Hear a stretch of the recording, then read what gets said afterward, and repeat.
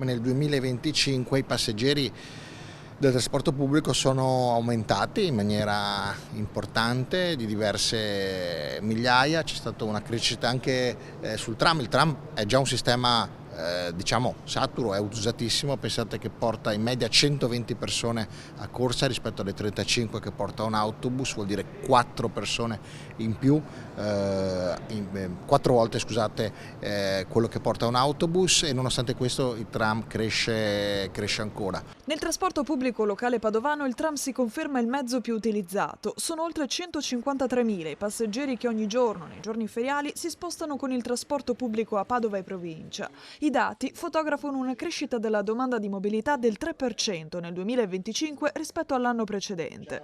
L'indagine, realizzata su oltre 1.300 corse campione e 90 linee tra urbane ed extraurbane, conferma il ruolo centrale del tram, che mantiene oltre 120 passeggeri per corsa e supera i 34.000 utenti al giorno. Siamo convinti quindi dell'investimento fatto fino adesso, perché i dati, non le opinioni, i dati ci confortano, dicono che le persone usano questo mezzo e ci dicono anche che le linee dove stiamo andando a sviluppare le nuove linee tranviarie sono le linee già più utilizzate dal trasporto pubblico.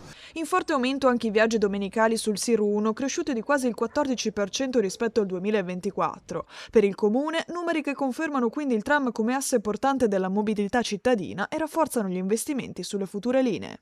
Un bilancio positivo, come si diceva prima, che ci fa ben sperare rispetto al fatto che il sistema trasportistico che si sta immaginando per Padova intercetta correttamente quelle che sono le abitudini degli utenti, e in vista anche dell'attivazione delle prossime linee tranviarie è sicuramente di buon auspicio.